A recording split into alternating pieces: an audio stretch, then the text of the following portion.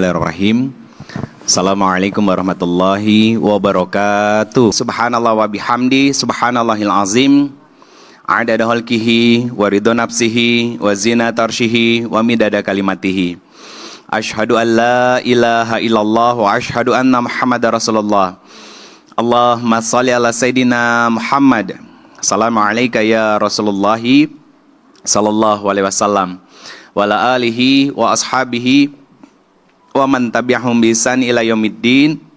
Rabbi a'udzubika min hamazati syayatin wa a'udzubika rabbi ayahdurun. Subhanaka la ilma lana illa ma 'allamtana innaka antal alimul hakim. Shadaqallahul azim wa shadaqa Rasulullah sallallahu alaihi wasallam. Temanya hari ini tentang hati seorang ibu pulih tanpa kecewa. Seorang wanita yang bernama ibu dalam menjalani peran dan tugasnya, apa yang menjadi kendala dan masalahnya, dan bagaimana seorang ibu itu bisa tetap sehat secara mental dalam mendidik dan membersamai anak-anaknya. Semoga insya Allah di waktu yang kurang lebih sampai jam 11 nanti insya Allah kita maksimalkan Bunda untuk sama-sama belajar agar kita bisa mendapatkan anak cucu keturunan yang salih dan salihah semuanya. Apa aja sih tugas seorang ibu sehingga banyak perempuan itu yang ngerasa capek? Bener kan? Iya nggak? Ngerasa capek nggak? Lelah kan? Pakai banget ya? Sekarang yang mau saya tanya begini Bunda. Jadi seorang ibu itu yang minta anak kita atau kita sendiri? Nih ya. Ibu berarti punya anak ya. Nah, adanya anak ini itu karena anak minta dilahirkan dari rahim kita atau kita yang minta sama Allah pengen punya anak? Kalau kita pengen punya anak, minta sama Allah, maka sebagai seorang ibu harus siap dengan konsekuensi. Itulah capeknya. Makanya gini Bunda, dalam Islam seorang ayah, konsekuensi ayah, ada nggak surga buat seorang ayah? Ada, ketika seorang ayah itu berjihad kerja. Itu jihadnya. Makanya Nabi bilang begini, seorang ayah ketika nauzubillah min dzalik ya, wafat di tengah perjalanan menuju tempat kerjanya dan niatnya itu untuk mencari kecukupan harta yang halal dan thayyiban untuk keluarganya, maka syahid Bunda. Kan nggak sedikit ya berita-berita kita dapetin bahwa banyak seorang ayah yang bekerja. Kan kalau kondisi sekarang di jalan itu kalau nggak ditabrak nabrak Bun, betul kan? Nah itu syahid. Bagaimana dengan seorang ibu? Konsekuensi menjadi seorang ibu ketika melahirkan itu juga syahid ketika meninggal. Itu adilnya Allah Bunda. Jadi bapaknya dapat, ibunya dapat keutamaan-keutamaannya mereka, dan kedua-duanya capek. Dan gak sedikit ada seorang ibu yang double job. Misalkan single parent, ya. Terpaksa single parent itu kan maunya Allah, bukan pilihan kita. Capek. Dia harus kerja, di rumah dia ngurusin anak. Yang kadang anaknya persentasenya cuma dapat 30%, yang 70%-nya habis untuk kerja gitu misalkan. Yang sebetulnya terbesit dalam hati dia bahwa penyesalan, kesedihan karena nggak bisa terlalu dekat sama anak-anaknya, karena mau nggak mau dia harus menghidupi anak-anaknya. Itu jihadnya Bunda, capek kok. Karena hidup kita itu tempatnya capek. Nah itu kenapa ibu itu sangat dimuliakan dalam Islam. Secara umum wanita itu dimuliakan dalam Islam. Mau dia sebagai seorang hamba, mau dia sebagai seorang istri, mau dia sebagai seorang ibu, itu dimuliakan dalam Islam. Nah sekarang kita ngebahasnya tentang seorang ibu. Bagaimana Islam memuliakan seorang ibu? Di antaranya Bunda, yang pertama, seorang ibu itu mengandung, melahirkan, menyusui. Betul? Di antara cara Allah untuk menasehati kita para anak, di antaranya di Quran surat Luqman surat ke-31 ayat 14. Kata Allah Subhanahu wa taala, wahnan ala wahnin wa fisaluhu. Ibumu yang sudah mengandung dengan susah payah dan rasa sakit yang terus bertambah-tambah. Betul kan Bun? Itu kenapa kalau seorang istri melahirkan, seorang suami itu wajib mendampingi di dalam ruangan. Kenapa? Biar tahu betapa besar perjuangan seorang istri dan ibu. Karena ada bagian tubuhnya yang sobek atau disobek. Nah, kalau disobek itu sesar. Kalau sobek itu ketika normal. Akhirnya dijahit, ya kan? Dalam proses pemulihan nifas, ya kan? Setelah nifas juga masih sering ngilu-ngilu, sakit-sakit dan lain sebagainya. Dan bahkan ketika sudah bertahun-tahun masih kerasa apa? Ngilu dan sakit dari mungkin bekas operasi sesar atau bekas jahitan ketika melahirkan. Itu kenapa Bunda? Saya selalu mewasiatkan dan pesan sama para suami di kajian suami istri itu, harusnya ketika ngelihat istri melahirkan dengan susah payah, bersimbah darah, itu bikin dia makin sayang dan cinta sama istrinya, bukan malah berulang-ulang menyakiti hati istrinya. Itu yang satu. Yang kedua, kepada kita para anak, kita kan anak juga Bunda. Ada yang masih punya orang tua, mungkin ibunya yang sudah semakin sepuh ya. Nah, ada rumus begini Bunda. Kalau pengen anak-anaknya nurut, maka perbaiki dulu ke atasnya. Siapa? Orang tua. Karena ayatnya jelas.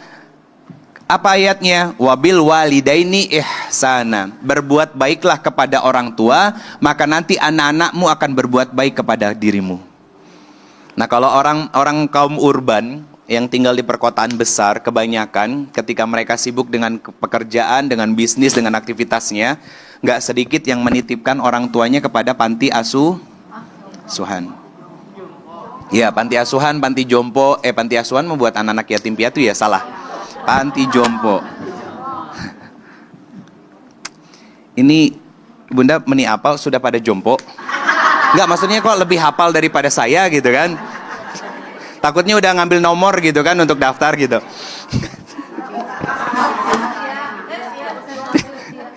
Ya kan pada apal ya, panti jompo. Saya kira saya panti asuhan, kan salah ya. Panti jompo kan gak sedikit. Di Bandung ada panti jompo Bunda. Banyak. Ya, kita para anak Bunda, semoga ini bisa difasilitasi sama MTUKI gitu, misalkan main ke panti jompo untuk ngeliat orang tua udah pernah ya, orang tua yang dititipkan oleh anaknya sedangkan anaknya sibuk dengan kehidupannya. Nanti tinggal nunggu tanggal mainnya Bunda. Tanggal mainnya apa? Nanti anaknya akan mengabaikan dia ketika dia jadi orang tua yang semakin sepuh. Kan kita nggak selamanya muda seperti ini Bunda. Ada masanya kita akan jadi tua. Ya, usia 60-70 tahun mulai pikun ya. Itu kan bikin hal yang menyebalkan buat seorang anak sebetulnya. Tapi di situ perjuangan kita. Kenapa? Banyak kita sebagai anak nggak siap menghadapi orang tua yang punya sifat kekanak-kanakan. Contoh begini. Ada nggak orang tua yang di depan kita seolah-olah baik, tapi ternyata ngomongin kita sama adik kita atau kakak kita? Ada. Bukan kakak adik atau kakak deh. Mungkin masih bisa cerita mereka sama kita. Ke orang lain banyak Bunda. Banyak. Nah itu Allah menghadirkan itu sebagai ujian buat kita, biar kita bisa tetap baik kepada beliau orang tua kita. Kenapa? Gini Bunda rumusnya. Tanpa beliau orang tua kita gak pernah lahir kita ke bumi ini. Gak pernah lahir kita ke bumi ini. Itu kenapa posisi menghormati orang tua itu posisi kedua dalam seutama-utamanya ibadah setelah sholat, yaitu birrul walidain, kepada orang tua. Jadi kan ada seorang sahabat tanya sama Rasulullah, ya Rasulullah kasih tahu ke saya ibadah yang paling dicintai Allah. Yang pertama as-salatu ala waktiha, berarti hablum minallah. Nah, apa dampak dari hablum minallah itu? Poin yang kedua, apa? Birrul walidain, bisa bersikap baik kepada orang tua kita. Yang ketiga apa? Jihadun fi sabilillah. Jihadnya kita sebagai seorang hamba apa? Ibadah kepada Allah, belajar ilmu agama, berbuat baik kepada sesama, bersabar ketika menghadapi ujian, bersyukur ketika diberikan nikmat. Itu jihad kita. Itu jihad-jihadnya kita Bunda. Bahkan Bunda sebagai lebih spesifik lagi, sebagai perempuan ya, jihadnya apa? Sebagai seorang istri taat patuh kepada suami tanpa tapi. Kan susah. Itu jihad makanya. Susah kan? Kenapa dikatakan jihad? Jihad itu jahada. Saya tulis latinnya aja. Apa jahada itu? Jahada itu berkorban, kesungguhan. Atau gini, yang gampangnya, kesungguhan untuk melawan hawa nafsu kita. Itu jihad. Kesungguhan untuk melawan hawa nafsu. Apa contoh hawa nafsu seorang wanita? Itu tadi, gede ambek, iya kan? Kalau hoyong balanja itu normal. Bunda, saya kasih tahu nih ya, perempuan itu kudu matre.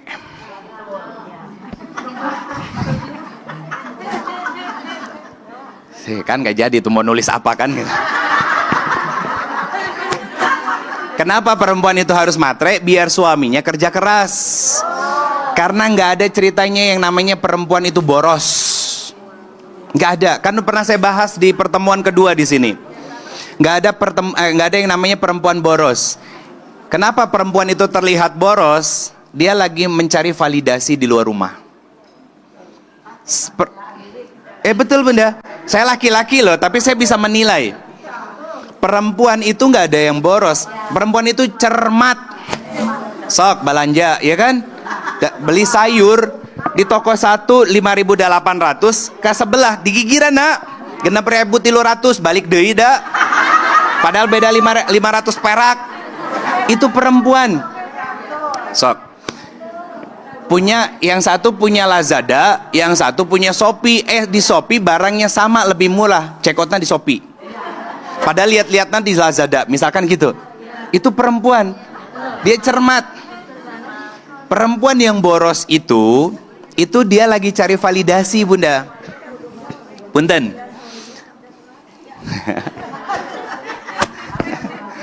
Maksudnya apa validasi? Pengakuan dari orang lain. Punten. Dikasih fasilitas sama suami. Kan perempuan itu sebetulnya yang saya tahu ya, dia itu cermat dan amanah. Kalau ada perempuan yang suka ngambur-ngamburin uang, biasanya dapat uangnya juga gampang. Tuh, ibarat kalau bahasa zaman sekarang disebut duit setan dimakan jin. Benar Bunda. Kan nggak tahu duitnya dari mana, bisa jadi dari korupsi, ya kan? Nyolong dan lain sebagainya. Pokoknya cepat habisnya. Nggak ada tapaknya, nggak ada bekasnya sama sekali. Kenapa? Karena nggak berkah Bunda, betul. Akhirnya apa? Dia cari validasi di luar dengan apa yang dia punya. Misalkan 4 bulan ke belakang iPhone 16 kan belum masuk ke Indonesia. Masuknya baru beli dari luar negeri, beli di paling dekat mana? Malaysia, Singapura. Ya, datang ke Indonesia bayar pajak. Begitu sudah beli, kumpul di antara besti-bestinya dan handphonenya paling baru, nggak mungkin kalau nggak dipuji. Pasti dipuji. Karena itu yang dia cari. Itu yang dia cari.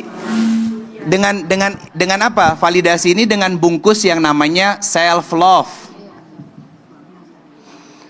Itu lagi bermasalah Bunda. Kenapa dia cari validasi dari luar? Dia nggak dapat pujian dan validasi dari suaminya. Gitu. Saya paham, saya ngerti, bukan saya menyalahkan, bukan ya. Bukan saya kemudian menganggap itu sesuatu yang negatif dan buruk, bukan. Terjadinya hal seperti itu tuh ada sebabnya. Karena asap itu pasti ada api. Karena dalam hidup ini berlaku yang namanya hukum kausalitas. Sebab akibat. Makanya saya bilang fitrah perempuan itu cermat, hemat. Beda sama laki-laki. Laki-laki masuk ke mall, ya, mau dia keliling kayak gimana, ngambil barang, nggak pernah lihat harga. Masuk. Terus sampai di rumah, papa nah beli ini, kan ini mahal. Ada yang satunya lagi, diomelin lagi kan. Sudahlah seorang istri itu ya, minta dibelanjain, minta dibayarin, barangnya sampai di rumah, suaminya diomelin. Coba, serba salah kan jadi suami juga. Kata Bunda Vivi, suami selalu salah gitu. Ya alhamdulillah, insya Allah ayah jadi pahala besar buat ayah dokter itu. Itu Bunda. Jadi kita juga harus tahu diri kita. Harus tahu diri kita sebagai seorang muslim. Kenapa yang saya bahas itu bab tazkiyatun nafs? Sebetulnya sederhana. biar kita lebih mengenal siapa diri kita sebagai seorang hamba. Akhirnya apa? Nanti bunda bisa mudah diberikan ujian, bersabar, ketika dikasih nikmat bersyukur, ketika sudah melakukan ikhtiar terbaik tawakal. Berserah diri kepada Allah. Dan itu bukan teori, tapi ilmu praktek langsung. Kayak sekarang begini, kenapa kita bersaudara semuanya? Karena memang kita beriman. Beriman kepada siapa? Kita punya Allah yang sama, yang kita sembah. Terus ngapain berantem? Kan gitu. Kita punya Al-Quran yang dijadikan sebagai pedoman hidup. Ngapain berantem? Kita punya Nabi yang jadi teladan hidup kita. Ngapain berantem? Nah, Allah udah ngasih tahu begitu. Allah bilang sama kita, saudara kamu, ini karena kamu saudaraan satu sama lain, karena beribadah dan taat kepadaku, karena Allah yang disembahnya sama. Kata Allah begini, ingat ya, saudara kamu itu punya hak dari kamu. Nggak boleh mengolok-olok, nggak boleh mencela dan lain sebagainya. Sama bunda, kita sebagai seorang perempuan itu punya tujuan diciptakan sebagai seorang perempuan. Apa diantaranya? Mengandung, melahirkan, menyusui. Nggak ada laki-laki ceritanya begitu. Makanya suka heran sama orang-orang yang terjerumus dalam kehidupan LGBT, ya kan? Bahkan ada yang belum lama ini, beberapa tahun ke belakang, ada seorang influencer yang tinggal di Jerman ngomongin tentang apa? Child free. Itu sudah menyalahi aturan fitrah dia sebagai wanita. Karena wanita itu mengandung, melahirkan, menyusui. Ustadz, bagaimana jika seorang wanita sampai wafatnya, qadarullah dia sudah menikah tapi tidak punya anak sama sekali? Maka ada satu hadis, saya belum tahu status hadis ini sahih atau tidak. Diceritakan bahwa nanti wanita ini itu akan diberikan anak oleh Allah dan diizinkan mengandung di dalam surga. Nah kan itu ujian. Berarti dia harus sabar. Karena sabar itu tiket paling besar bagi seorang wanita masuk surga. Sebaik itu loh Allah sama kita bunda. Dan ketika melahirkan, anaknya itu nggak kecil, langsung dewasa dan seusia dengan kita.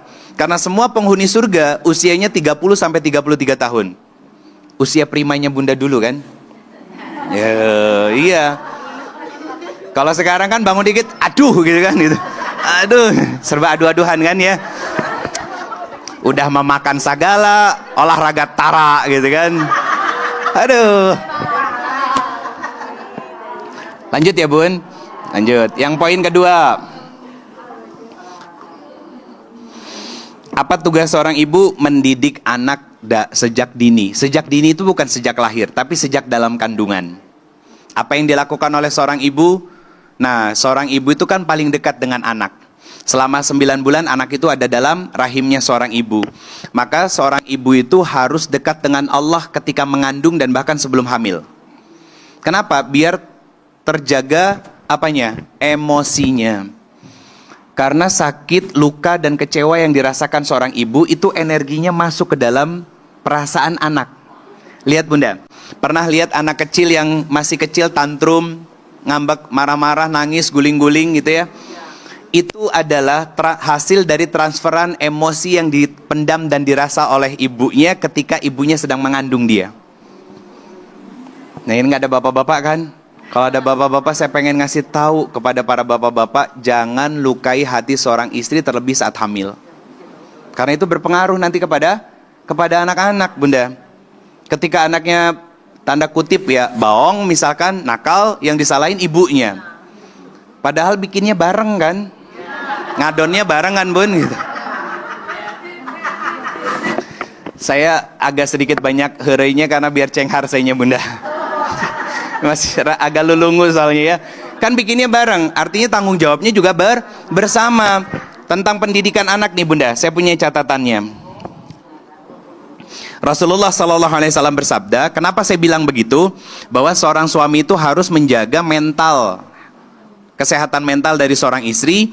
Karena Nabi bilang begini bunda, setiap anak itu dilahirkan dalam keadaan fitrah, maka kedua orang tuanya lah yang menjadikannya Yahudi, Nasrani dan Majusi.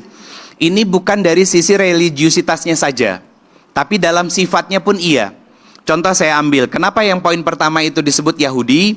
Yahudi itu punya sifat, apa sifat Yahudi? Pengecut, penakut. Ada nggak anak-anak yang penakut? Ketika didorong orang tuanya, sok AA tampil, aduh pak nggak berani bapak, malu gitu. Itu hasil dari orang tuanya. Hasil dari orang tuanya. Harusnya orang tuanya itu introspeksi diri, Bunda. Nih ada satu nasihat dari Imam Hasan Al-Basri. Nanti boleh dicatat, Bunda. Yarhamkumullah. Imam Hasan Al-Basri itu menasehatinya begini. Ini nasihatnya luar biasa banget, Bunda. Apabila kamu melihat perkara yang tidak kamu sukai pada anakmu, mohonlah kepada Allah untuk mencabut hukumannya darimu. Kalau kamu melihat perkara yang tidak kamu sukai pada anakmu, mohonlah kepada Allah untuk mencabut hukumannya darimu. Kenapa? Lanjutnya, dan bertaubatlah kepada Allah atas dosa-dosa yang kamu lakukan. Pertanyaannya, kenapa? Karena keburukan pada anakmu itu adalah teguran Allah kepadamu. Jadi kalau anak bawang itu teguran Allah dari kita, Bunda. Teguran Allah buat kita. Ya kan, kenapa kalimatnya? Apabila kamu melihat perkara yang tidak kamu sukai pada anakmu, maka mohonlah kepada Rabbmu untuk mencabut hukumannya dan bertaubat kepada Allah. Kata siapa? Imam Hasan Al-Basri, seorang ulama besar, Bunda. Karena keburukan pada anakmu itu tujuannya untuk menegur kita. Siapa yang menegur kita? Allah. Jadi bukan anak yang nakal, Bunda. Nggak ada anak yang nakal itu. Saya ingat judul di bulan November tahun lalu ketika tampil di acara Damai Indonesia ku TV One. Saya tanya sama jamaah, Bapak, ada nggak anak durhaka? Ada, Ustadz. Anak nakal? Ada, Ustadz. Ke perempuannya juga sama. Ibu, ada nggak anak durhaka? Ada, Ustadz. Itu di live di TV, Bunda. Rekamannya masih ada di akunnya TV One. Anak nakal ada nggak, Bunda? Ada, kata mereka. Itu saya ngisi, ingat betul, di daerah Kemayoran. Saya bilang, anak nakal tuh nggak ada. Yang ada tuh adalah orang tua yang kurang sabar dalam mendidik anaknya. Kurang sabar mendidik anaknya, Bunda. Yang ada itu. Jadi anak nakal tuh nggak ada sama sekali. Bisa jadi anak nakal itu, yang kelihatan nakal tuh ya, itu adalah anak-anak yang lagi caper, cari perhatian orang tuanya yang terlalu sibuk sama dunianya. Nah akhirnya apa? Sekali dua kali nggak digubris sama orang tuanya juga nggak ngasih perhatian sama anak-anaknya dan dibiarin. Akhirnya apa? Dia enjoy sama teman-temannya, nongkrong di kafe, nongkrong di pinggir jalan, pulangnya menjelang subuh, bapaknya ke masjid, anaknya bobo gitu kan. Kan itu yang terjadi. Bahkan ada melakukan penyalahan narkoba, minum-minuman keras, ya, kemudian penyimpangan seksual dan lain sebagainya. Itu terjadi. Itu polanya, Bunda. Dari anak-anak cari perhatian orang tuanya masih sibuk dengan dunianya, maka nanti sama setan dibawa ke jalur yang lebih besar kemaksiatannya. Narkoba, kemudian minum-minuman keras, ya, kemudian penyalahgunaan seks dan lain sebagainya. Itu terjadi. Itu kenapa, Bunda? Kita sebagai seorang istri, sebagai seorang ibu, ya, harus belajar ilmu agama biar bisa ngedidik anak-anak kita. Jadi bukan cuma ngedidik diri kita biar bisa sabar, tapi ngedidik anak-anak kita untuk punya pondasi keimanan. Contoh begini, ini pesan yang sering saya sampaikan ke pasangan-pasangan yang masih produktif dan masih bisa punya anak. Apa pesannya? Tolong ajarkan surat Al-Fatihah seminimalnya ke anak kita langsung. Kenapa, Bunda? Itu diulang 17 kali dalam sehari sepanjang umur dari anak kita ketika dia sholat. Itu sholat wajib doang, 17 rakaat. Diajarin juga ke anaknya dia ngajarin ke cicitnya kita berarti ya, terus ke anak sampai ke bawah, sampai kiamat. Itu pahalanya terus ngalir buat kita. Itu baru surat Al-Fatihah, Bunda. Bukan malah anak kita dititipin ke guru ngaji, guru TPA gitu kan. Ketika anaknya sudah hafal Al-Fatihah malah bangga. Sedih harusnya karena bukan kita yang ngajarin. Bunda yang sudah punya anak dan anak sudah menikah, ingetin anaknya itu. Biar jadi amal jariyah. Mungkin kita nggak pernah ngajarin dulu, lupa. Atau mungkin karena terbatasnya ilmu dan hafalan kita. Mungkin karena kita nggak ikutan TPA waktu kecil. Karena mungkin sebagian besar hidup di sini masih pakai lampu. Nah, belum ada TPA kan? Ngajinya masih di masjid kan? Itu juga berangkat ke masjid pakai obor. Saya ngalamin itu dulu karena madrasah ya Bunda ya. Saya dulu waktu kecil tahun 91 itu masih tinggal di Lampung. Dan itu belum ada listrik sama sekali. Tempat saya itu masuk listrik tahun 97 Bunda. Berangkat ngaji itu pakai obor. Dan di masjid itu pakai lampu patromak yang dikompak kan, ya. Jadi kalau misalkan udah selesai ngaji dan sholat isanya, dimatiin lampu patromaknya, udah gelap segelap-gelapnya semuanya. Ya saya ngalamin itu. Di rumah itu pakai lampu semprong, ya. Yang kalau pagi kalau ngupil, kalau ngupil hitam. Iya, itu saya ngerti Pak, saya paham Bunda. Makanya ada pertanyaan gini Bunda, Ustadz, kalau saya mengakui saya salah sebagai seorang ibu. Saya nggak ngajarin agama sama anak saya, bahkan sangat sedikit. Apa yang harus saya lakukan? Satu, taubat sama Allah. Kan tadi kata Imam Hasan Al-Basri, minta taubat. Yang kedua, minta ampun sama Allah. Yang ketiga, minta maaf sama anak-anak kita, bahwa kita dulu pernah nggak ngajarin mereka agama. Kenapa?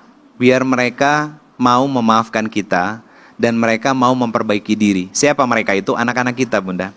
Jadi akhirnya mereka, anak-anak kita itu nanti ngedidik cucu-cucu kita dengan cara yang jauh lebih baik lagi. Saya ngisi di Al-Irsyad KBP.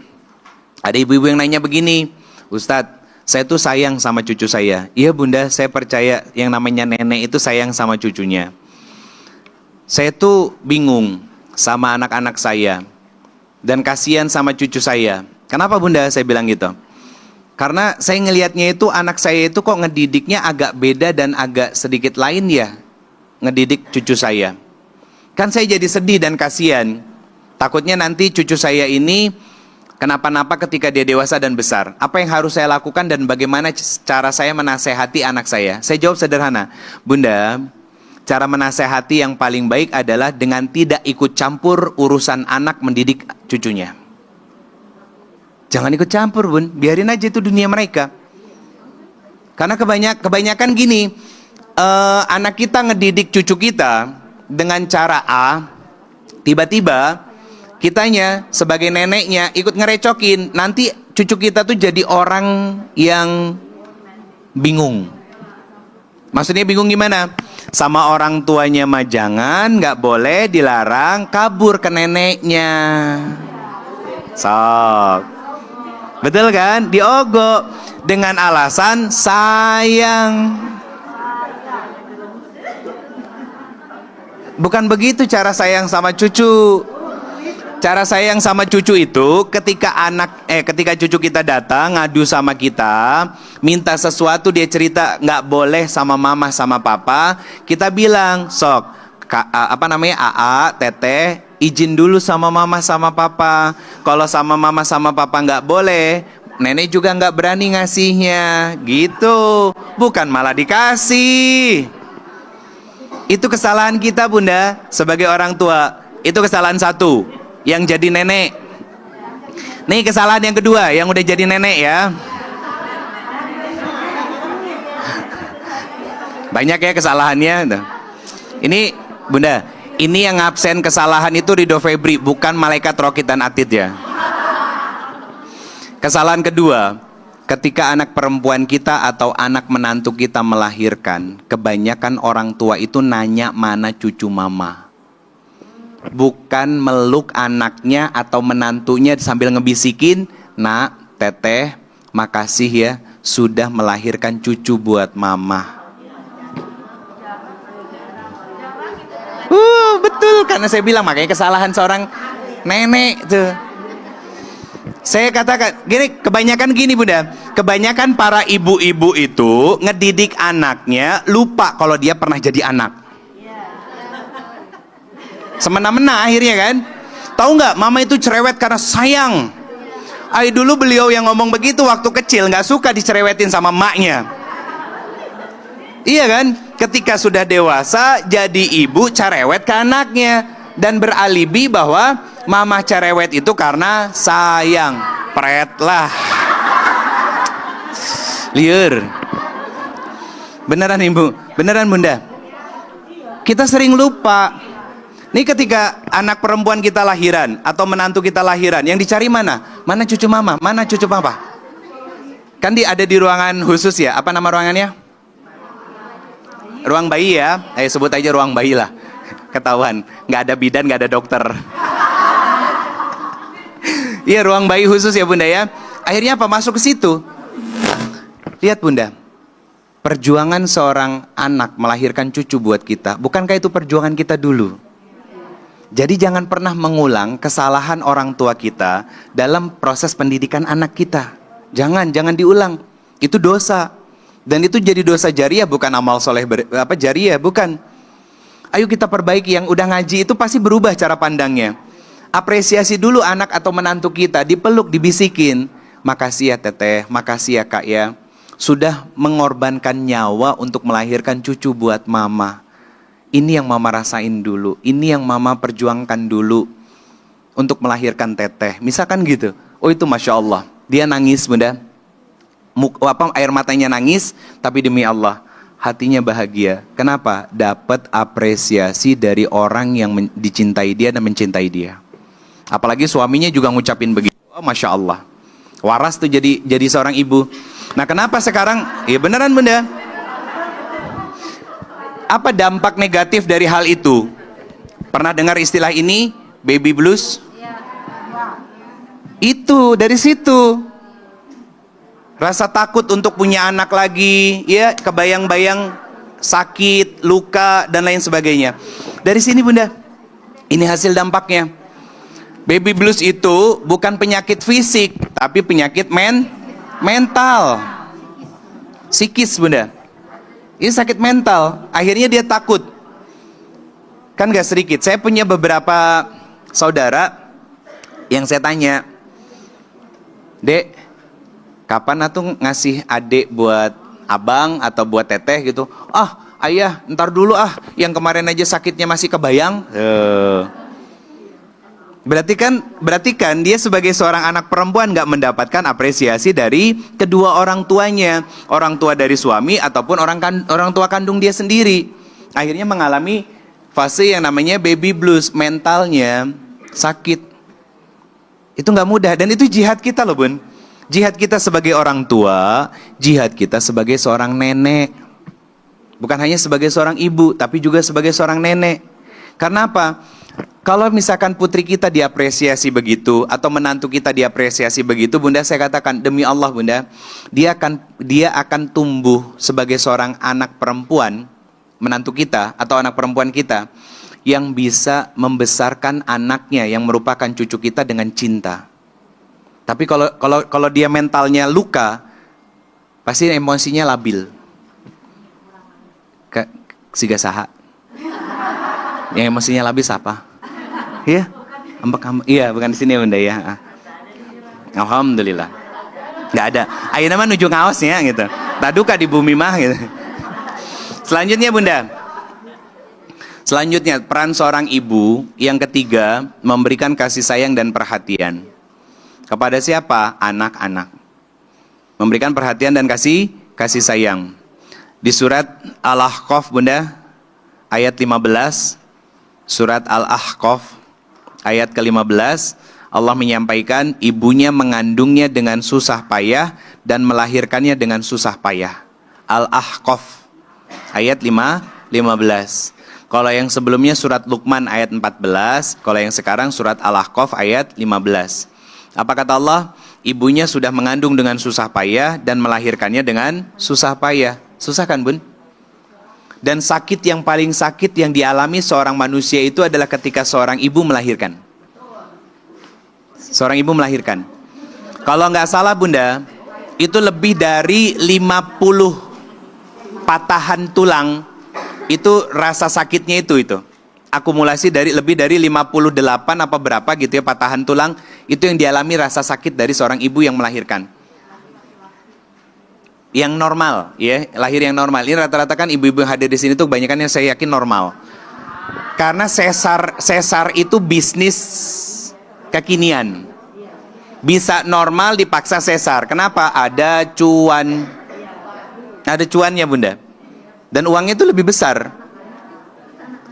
Kalau dulu sesar itu kalau anak sungsang, ya kan? Itu dipaksa sesar. Bahkan kalau nggak salah, ini benar apa nggak nih Bunda ya? Kalau saya salah tolong dibenarkan. Untuk memperbaiki posisi bayi, kata orang tua dulu itu banyakin jalan, banyakin kan bergerak, iya kan? Bergerak. Ngepelnya bukan pakai yang gagang, cingogo. Iya, betul Bunda. Sama kayak mamah di rumah tuurnya juga hitam karena sering ngepel. Sering ngepel sama sujud kalau mama. Nah, itu betul ya. Kan kenapa? Karena memperlebar rahim.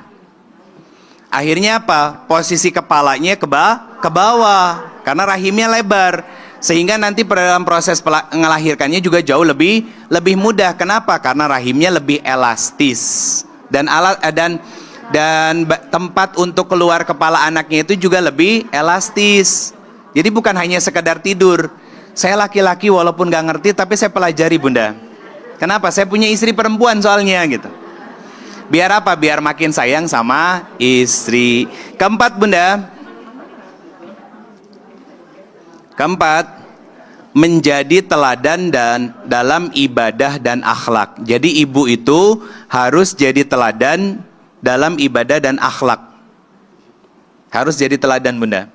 Ini kayaknya nanti disambung temanya part kedua deh. Karena pulih tanpa kecewanya belum. Saya baru ngomongin jihadnya seorang ibu dulu. Iya kan? Kan tadi capek kan? Capek, lelah ya? Lelah. Menjadi seorang ibu tuh nggak mudah. Dengan tugas-tugasnya, satu, mengandung, melahirkan, menyusui. Itu capeknya luar biasa Bunda. Lagi hamil, istirahat kurang. Anak sudah lahir, istirahat terganggu. Betul kan? Capek. Kemudian ketika menyusuinya juga sama ya, bahkan nggak sedikit yang anak nemenin ibu yang tidur. Yang kedua, mendidik anak sejak dini. Itu capek Bunda. Anak-anak kita sudah dewasa, mungkin ada beberapa yang sudah berkeluarga, ya, itu capek. Pertanyaannya, apa balasan dari semua capek dan lelahnya seorang ibu? Kalau mengerjakannya karena Allah, betul niatnya untuk Allah, maka pahala surga Allah berikan. Surga Bunda. Buat seorang ibu yang sudah susah payah, capek melahirkan, capek mengandung, capek menyusui, kemudian capek mendidik anak. Nah, saya kasih tahu bini Bunda. Anak itu ada dua kategori. Satu anak biologis, yang kedua anak ideologis. Paham maksudnya? Nih, anak biologis itu anak yang lahir dari rahim kita. Anak ideologis adalah anak angkat, bisa jadi keponakan kita, ya, dari saudara kita yang kita didik dan kita besarkan. Itu anak kita juga.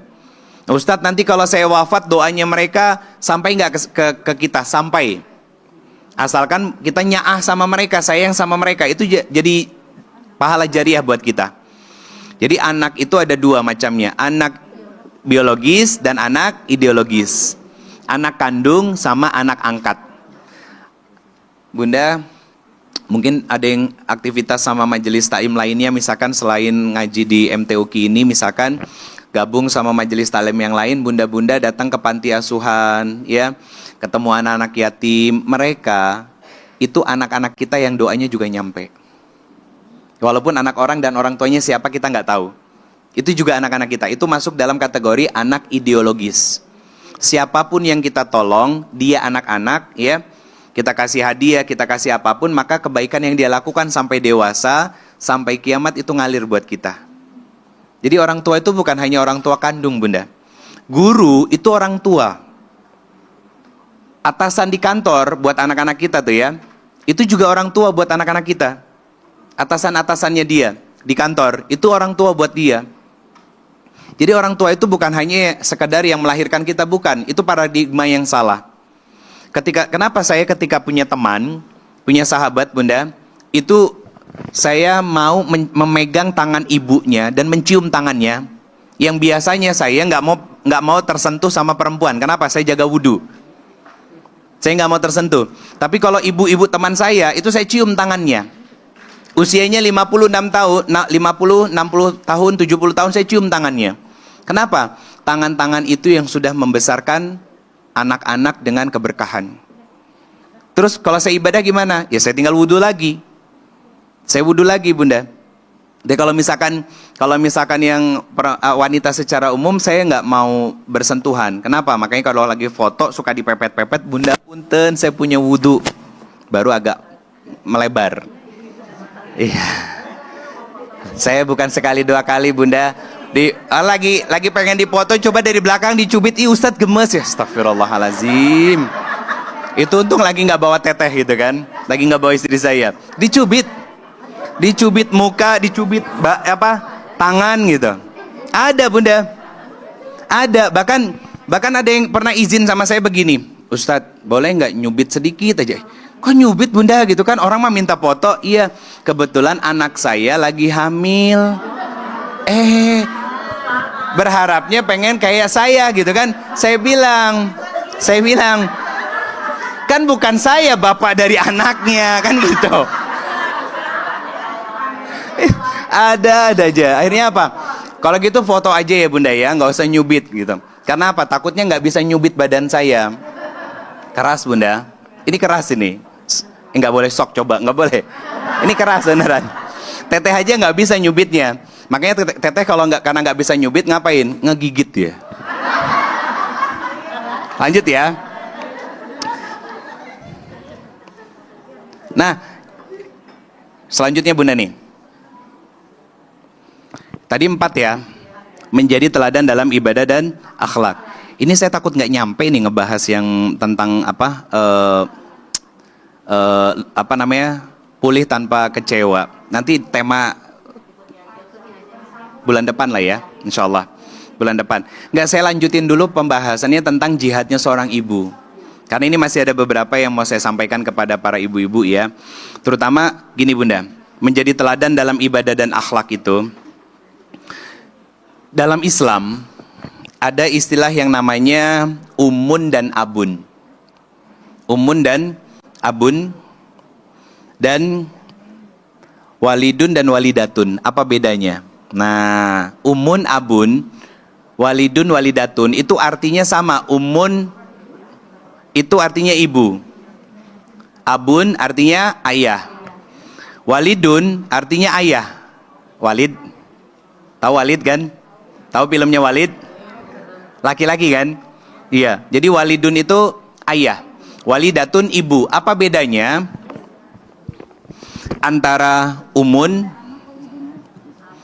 kemudian walidatun sama abun sama walidun? Apa bedanya? Kalau artinya sama-sama ayah dan ibu. Kalau umun dan abun itu artinya ayah biologis dan ibu biologis yang melahirkan. Tapi kalau walidatun dan walidun itu ayah dan ibu yang bukan hanya sekedar melahirkan, tapi juga mendidik, membesarkan anak-anaknya dengan ilmu agama. Jadi derajatnya beda, Bunda. Orang tua yang ngajarin agama. Jadi bukan hanya sekedar melahirkan, tapi mendidik, membesarkannya dengan ilmu-ilmu agama. Itu namanya walidun sama walidatun. Step naik tangganya. Kayak gini deh. Muslim sama muslimah, ya. Atau saya pakai kata satu aja. Muslim, mukmin, dan muttaqin. Beda kan? Apa bedanya? Muslim itu adalah orang yang berislam. Dia lahir sebagai seorang muslim, ya, orang yang lahir beragama Islam, maka muslim. Tapi ketika dia melakukan amalan-amalan yang Allah perintahkan, maka naik derajatnya jadi mukminin, yaitu yang beriman, yang mempercayai apa yang diperintahkan Tuhan. Naik ke tangga paling tinggi, apa itu? Ketika dia istiqomah dengan amalan-amalan yang dia kerjakan, sehingga menjaga dia dari kemaksiatan, itu yang disebut dengan nama muttaqin. Hah? Kenapa? Muhsin itu orang yang ikhlas. Mukhlishina lahuddin. Jadi orang mukhlas. Jadi orang-orang yang ikhlas. Sebetulnya kalau secara derajat ada 3. Gini Bunda. Islam, iman, dan ihsan. Ini ya. Jadi Islamnya ini adalah syariat. Kemudian imannya ini adalah, bukan Bunda, syariat.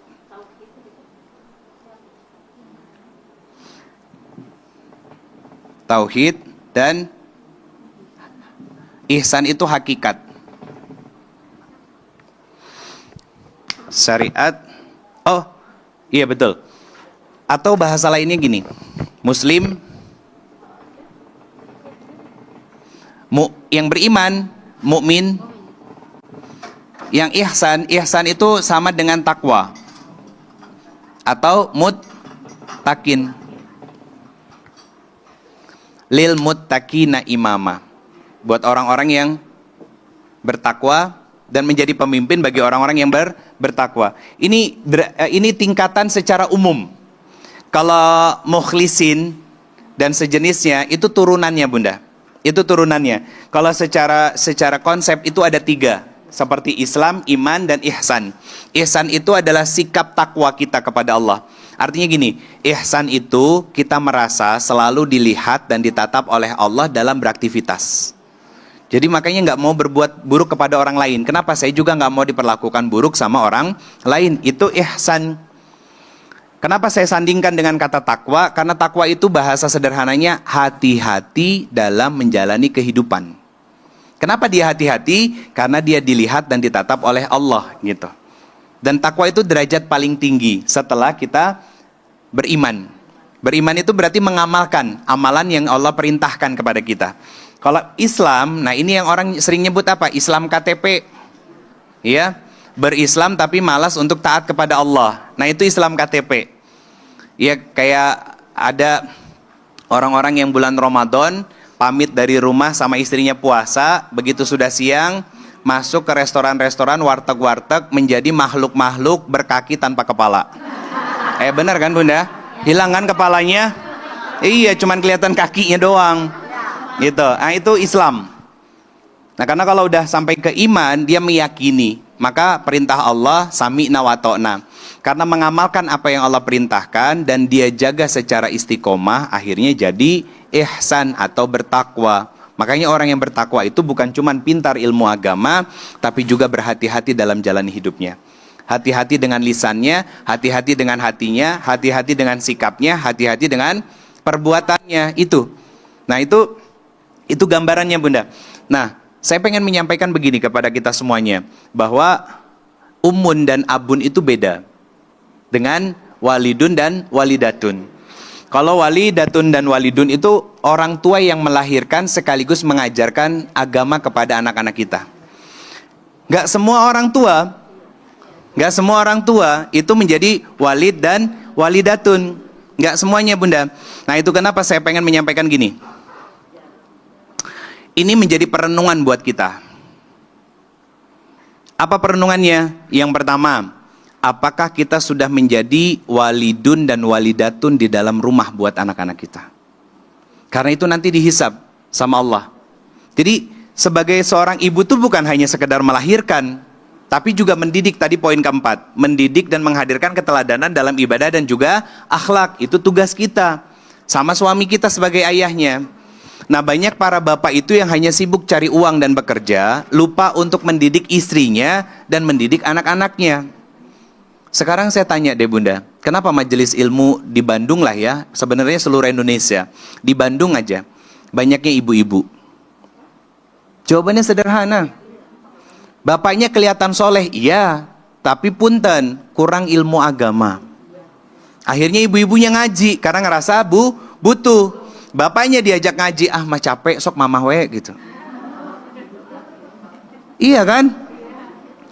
Berulang kali Bunda ngajak begitu, puluhan kali ditolak, ya. Bertahun-tahun nanti, sekarang Bunda bisa memaklumi, oh iya suami saya capek. Anak bilang gini, kenapa sih papa tuh gak mau belajar ilmu agama? Terus kita jawab, ngebela suami kita. Nah, papa tuh udah capek. Gak apa-apa, biarin. Yang penting kita doain. Itu mulut sekarang masih bisa ngomong, tapi nanti di hadapan Allah, mata yang ngomong sama Allah. Ya Allah, saya tidak melihat suamiku mengajarkan ilmu agama kepadaku. Telinganya ngomong, ya Allah, saya tidak pernah mendengar sedikit pun nasihat-nasihat agama dari suamiku. Gak bisa ngebela lagi, Bunda. Gak bisa ngeles lagi. Akhirnya apa? Suami istrinya jadi musuh di hadapan Allah. Istrinya salihah, masuk surga. Suaminya bisa jadi transit dulu. Dan itu gak sedikit. Itu ngeri, Bunda, makanya. Itu kenapa seorang istri, nah ini pembahasan yang beda nih. Itu kenapa seorang istri itu harus sabar ngedoain suami. Ustadz, saya udah bertahun-tahun. Coba lihat bahagianya. Berdoanya baru bertahun-tahun, jangan-jangan kebahagiaan dan kenikmatannya udah belasan tahun. Kan beda. Ada yang komentar ke saya gini, Bunda. Di Instagram, Ustadz, saya menikah hampir 14 tahun. Selama 12 tahun itu Masya Allah, Alhamdulillah. Berarti baik-baik aja. Dalam 2 tahun ke belakang, Ustadz, ya Allah, saya berulang kali dan setiap hari istighfar kepada Allah karena suami saya mengidap penyakit PHK. Apa penyakitnya? Penyakit hutang keluarga. Pinjam sana, pinjam sini, Bunda. Dan itu membuat saya nggak kuat, Ustadz, sebagai seorang istri. Nikah berapa tahun? 14. 12 tahunnya Alhamdulillah. 2 tahunnya Astagfirullah. Simpelnya gitu ya. Harusnya dia bisa mensyukuri yang 12 tahun Alhamdulillah ini. Padahal diketik sama dia. Diketik. Lihat, Bunda, nih ayatnya nih ya. Ayatnya di Quran surat Al-Baqarah. Ayat 152 dan Quran surat Al-Baqarah ayat 153. Di ayat 152 dari surat Al-Baqarah apa? Tuh. Fazkurni azkurkum waskurli wala takfurun. Kata Allah, ingat dulu kepadaku kemudian bersyukur. Kenapa? Urutannya ingat dulu baru bersyukur. Saya katakan, Bunda, nggak akan pernah bisa bersyukur dengan semua nikmat Allah kecuali mengingat banyaknya nikmat Allah. Apa yang diingat? Nikmat sehat, ya. Kita ketika diuji fokusnya sama ujian, ya kan? Padahal ketika ujian tanpa sadar kita sholat malam. Betul ya? Ketika selesai sholat malam nunggu subuh karena hati gelisah, hati masih belum tenang, ya, buka Quran. Nah, berzikir, beristighfar sampai nangis. Siangnya sebelum berangkat ngaji ke majelis ilmu misalkan sholat duha dulu 4 rakaat. Yang sebelumnya ketika nggak ada ujian, nggak pernah sholat malam, jarang baca Quran, nggak juga sholat duha, ya. Kan itu sebetulnya nikmat yang Allah berikan buat kita. Yang dulu nggak pernah kita dapat sama sekali. Syukuri dulu bahwa ada proses perbaikan dalam hidup kita dan itu rezeki dari Allah. Mungkin Allah belum kasih rezeki solusi, belum. Tapi Allah kasih rezeki yang paling besar dan tidak ternilai yang namanya ketenangan. Tenang buat ibadah dan berdoa, itu rezeki. Makanya kata Allah, fazkurni, ingat dulu kepadaku. Ingat nikmat-nikmat yang aku kasih. Sakit gigi misalkan. Kan kita fokusnya sama sakit gigi. Lupa padahal walaupun sakit gigi masih bisa sujud dan sholat. Padahal banyak orang-orang di rumah sakit yang sudah terbujur kaku, nggak bisa ibadah, nggak bisa sujud, dia cuma sholat pakai isyarat mata, Bunda. Kita masih bisa, karena cuma sakitnya gigi. Tapi kita lupa sama nikmat itu. Makanya kata Allah, fazkurni azkurkum. Ingat dulu semua nikmat yang aku berikan. Nanti kalau kamu ingat dengan itu, kamu bisa bersyukur. Kalau kamu sudah bisa bersyukur, kata Allah di ayat 153-nya, ya ayyuhallazina amanu sta'inu bis-sabri was-shalah. Kamu bisa sabar dan tetap akan mengerjakan sholat. Ini rumus. Kenapa ada orang yang susah bersabar, Bunda? Dia nggak bisa mensyukuri nikmat Allah. Yang bisanya cuma ngeluh, ya. Kemudian berkeluh kesah dan lain sebagainya lah. Sekarang saya tutup dengan Quran surat ke-70 Al-Ma'arij. Dan ini ada kaitannya dengan 2 hal ini. 2 hal ini kan tentang ujian dan masalah. Jadi nanti Bulan depan insya Allah kita lanjutin dengan tema yang sama tentang pulih tanpa kecewanya ya.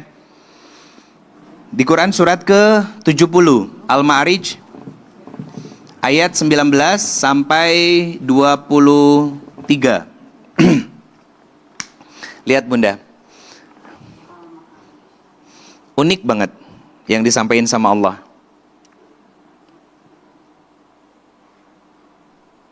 Sudah dibuka?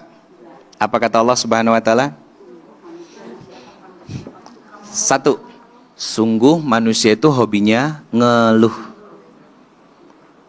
Dikasih ujian ngeluh, dikasih rizki sedikit ngeluh, dikasih rezeki yang banyak. Lihat ayat selanjutnya. Apabila dia ditimpa kesusahan dia berkeluh kesah, dan apabila mendapatkan rezeki berupa harta dia pelit, lupa bersyukur. Betul kan? Ini manusia banget. Ini manusia banget. Apakah manusia yang beriman begitu juga? Enggak. Karena dia sudah taat kepada Allah, makanya hatinya beda. Makanya ayat di sini, ya ayyuhallazina amanu, orang-orang yang beriman. Ya ayyuhallazina amanu sta'inu bisabri wassalah. Jadi yang bersyukur dan selalu mengingat Allah ini orang yang kafir apa yang beriman? Yang beriman.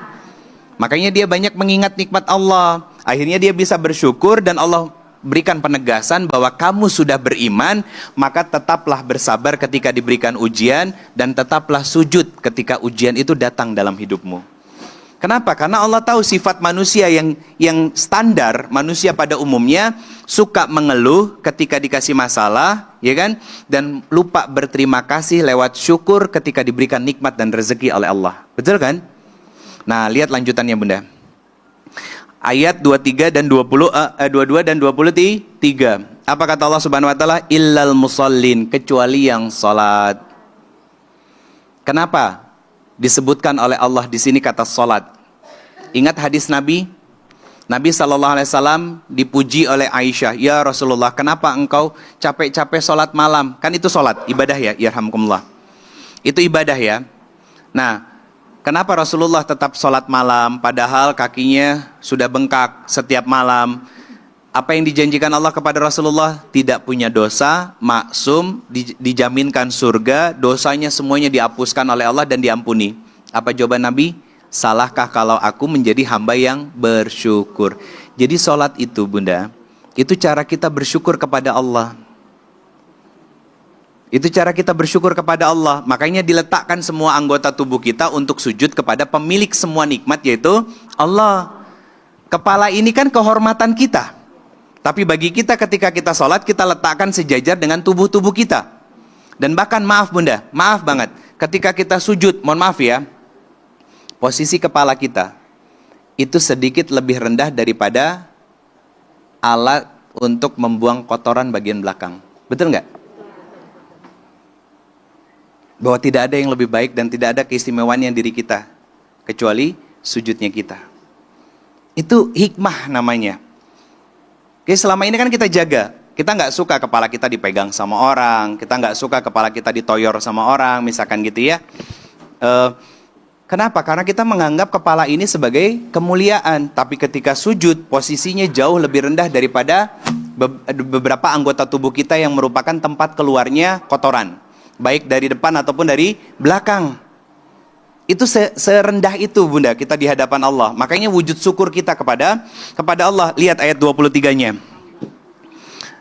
Jadi illal musallin, kecuali orang-orang yang sholat, dan kata Allah mereka tetap mengerjakan sholat-sholatnya. Jadi orang-orang yang mau tetap sholat itu Bunda adalah orang-orang yang nanti akan diberikan rizki dan nikmat oleh Allah untuk mudah bersabar dan mudah mengingat banyak nikmat yang sudah Allah berikan. Kenapa? Contoh gini, kenapa kita harus bersyukur dengan anak kita? Walaupun anak kita jadi ujian. Banyak di luaran sana wanita-wanita yang sudah puluhan tahun masih berdoa kepada Allah, ya Allah berikan keturunan kepadaku. Ya, syukuri dulu, kita punya, dikasih sama Allah. Lengkap, sehat, afiat, ya. Hanya saja jadi ujian sedikit dari bagian hidupnya. Apa? Dinasehatin mungkin gak mau, ya. Ketika lagi baper, tutup pintu, jeger. Kan itu kan irisan kita sebagai seorang ibu sebetulnya. Karena anak itu gambaran cerminan kita waktu kecil, Bunda. Kita sama suami nggak jauh-jauh. Jangan ngomong, ayah kamu teh ngambek-ngambek kayak gitu, kayak apa?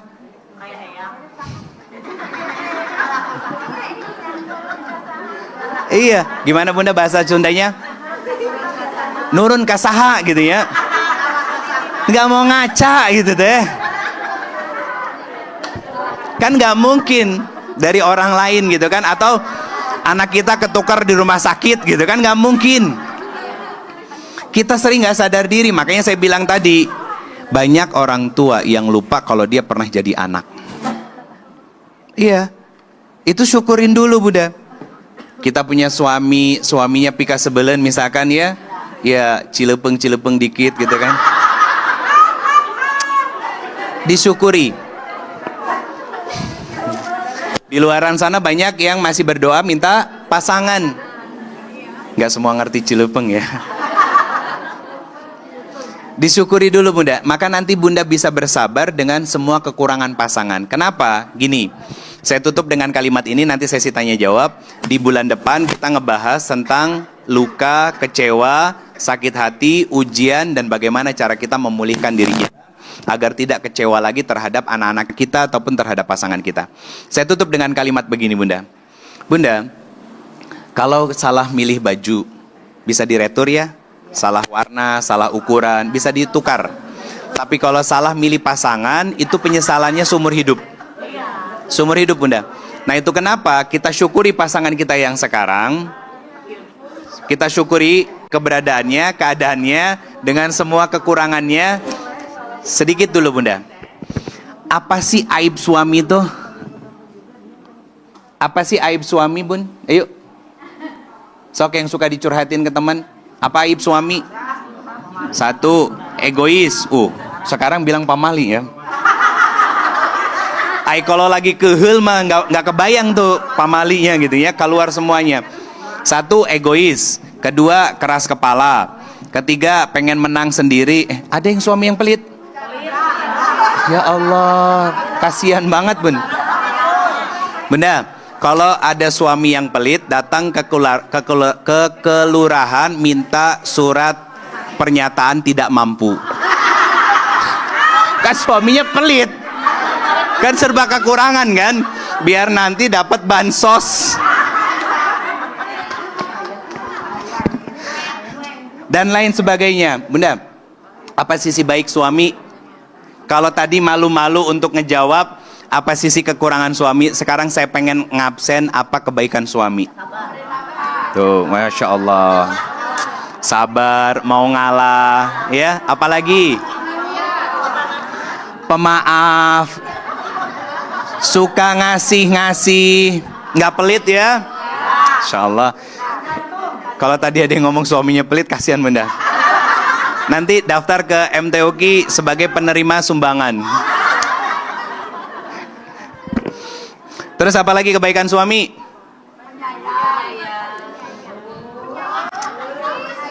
Sayang sama kita. Yang dilupakan sama kita nih, ngasih nafkah. Ngasih nafkah, iya kan? Wah, setia. Kela, benar itu setia Bun ya? Benar ya, setia ya. Nah, bertanggung jawab dan lain sebagainya. Pertanyaan saya, suka bersyukur nggak dengan kebaikan itu? Alhamdulillahnya tuh itu apa gitu? Karena gini Bunda, pernikahan itu lihat polanya nih ya. Pernikahan itu sarana untuk kita belajar, menerima, dan memaafkan segala kekurangan pasangan. Sehingga yang selalu kita ingat adalah kebaikan-kebaikannya sebagai salah satu bentuk syukur kita kepada Allah. Maka nanti ketika suami jadi ujian buat kita, gampang sabarnya. Ya, sama anak-anak juga gitu. Anak-anak itu adalah cara Allah untuk mendidik kita juga untuk bisa bersyukur. Banyak orang lain di luar sana yang tidak seberuntung kita. Mungkin ada yang punya anak tapi cuma satu, kita anaknya 3, anaknya 4, atau kurang dari itu atau lebih dari itu. Itu jumlahnya lebih banyak daripada mereka. Ada yang nggak punya anak sama sekali, ada. Syukuri dulu Bunda. Ingat itu nikmat dari Allah dan amanah dari Allah yang nanti akan dipertanggungjawabkan. Kita belajar ilmu agama begini untuk menguatkan nilai spiritual kita dan bukan cuma bikin pinter. Yang kita catat gitu kan, naikin ke story gitu kan, dengan harapan orang yang nggak suka sama kita, orang yang julid sama kita ngelihat story Instagram kita atau WA status kita, nggak bakalan mungkin. Justru perbaiki diri kita dulu. Dengan ilmu agama bikin kita nilai spiritualnya meningkat, dekat dengan Allah. Akhirnya mampu menjaga dan mengontrol sisi emosi di dalam diri kita. Nggak baperan, nggak gede ambek, nggak egois, nggak cemburuan, curigaan, overthinking. Nggak. Bisa dikontrol, bukan dihilangkan. Dikontrol, Bunda. Dan akhirnya muncul kesyukuran. Karena nikmat Allah lebih banyak daripada ujian yang Allah kasih. Sehingga apa? Ketika ujiannya datang, kita siap menghadapinya karena emosinya stabil, nggak labil. Makanya malu, usianya sudah panjang begini masih labil emosinya dah.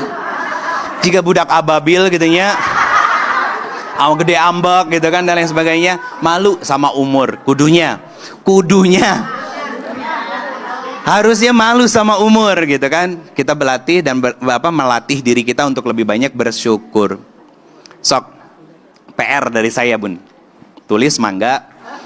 PR dari saya, tolong kerjakan setiap hari. Apa? Pagi hari sebelum beraktivitas. Bukan pagi hari, malam hari menjelang tidur bikin jurnal syukur. Ya Allah, terima kasih pagi ini Engkau sudah membangunkanku lebih awal sehingga Engkau mengizinkanku untuk beribadah. Sok, tulis semua kesyukuran kita. Ya, saya minta seminggu aja atau sebulan sampai bulan depan kita ketemu lagi. Nanti saya bakal tanya. Boleh diperiksa nanti? Ya, boleh nanti diperiksa ya. Yang nggak ngumpulin disetrap, suruh berdiri di depan. Jadi maksud saya gini, Bunda. Tulis ya. Kan kalau 1 bulan berarti cuma 30 lembar, 30 halaman. Ya, coba nanti dibaca ulang bolak-balik seminggu aja dulu nih. Lihat. Banyak nikmat yang Allah kasih atau luka dan kecewa. Itu maksudnya. Biar melatih kita untuk bersyukur, Bunda. Melatih bersyukur. Ya Allah, alhamdulillah hari ini saya ngelihat suami saya bahagia ketika saya saya buatkan sarapan. Dan alhamdulillah hari ini saya bisa mencium tangan suami saya untuk dia bekerja. Dan dia bekerja sebagaimana normal laki-laki bertanggung jawab dan suami yang lainnya. Dan saya bisa sholat duha untuk mendoakan suami saya dan lain sebagainya. Ketika sore, alhamdulillah ya Allah, sore ini saya ngelihat suami saya pulang dalam kondisi yang lelah dan capek. Padahal ngelihat suami lagi mukanya ditekuk kayak origami, Bunda. Tapi masih bisa nulis alhamdulillah, berarti kan sudah mulai masuk kesyukurannya ke dalam hati. Kalau yang nggak biasa menulis jurnal syukur, ngelihat suami begitu kan langsung apa? Langsung responnya negatif, bikin kita kaget. Lihat Khadijah, Bunda.